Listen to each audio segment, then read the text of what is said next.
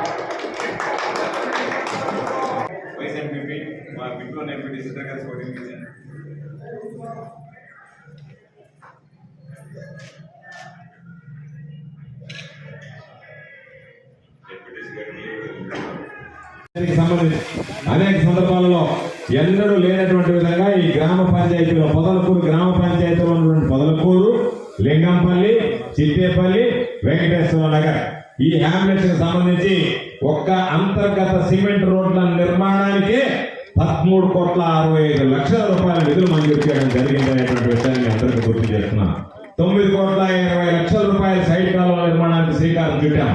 అదేవిధంగా భవనాలు, వాటికి సంబంధించినటువంటి త్రాగు నీటి కోసం ఈరోజు 3,30 కోట్ల ఖర్చు పెట్టాం. అనేక రకాలైనటువంటి కార్యక్రమాలు తీసుకొచ్చాం. గ్రామాల్లో తిరిగేటప్పుడు, గడపలో తిరిగేటప్పుడు మాకు కరెంట్ సౌకర్యం లేదని, మా ఇంటి ముందు విద్యుత్ దీపాలు లేవని, మా ఇంటి ముందు ఉన్నటువంటి వైర్లు తెగిపోయి పడిపోయాయి, మా స్తంభాలు బలహీనంగా ఉన్నాయి.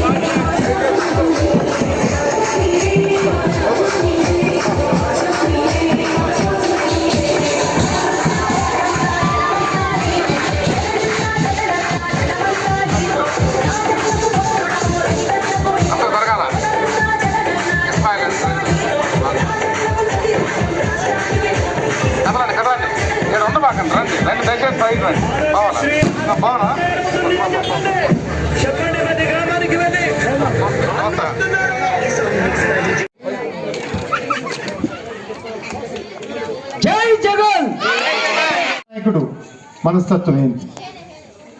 ఒక్కొక్క విషయం తీసుకుంటే ఫస్ట్ స్కూల్ విషయం తీసుకుందాం. చంద్రబాబు గారు అయితే విద్య చెప్పేదంతా ప్రైవేట్ స్కూల్లో జరగాలి, వాళ్ళే పాఠం చెప్పి మన పిల్లలందరినీ చదివేయాలని చెప్పేసి ఆయన ఆలోచన.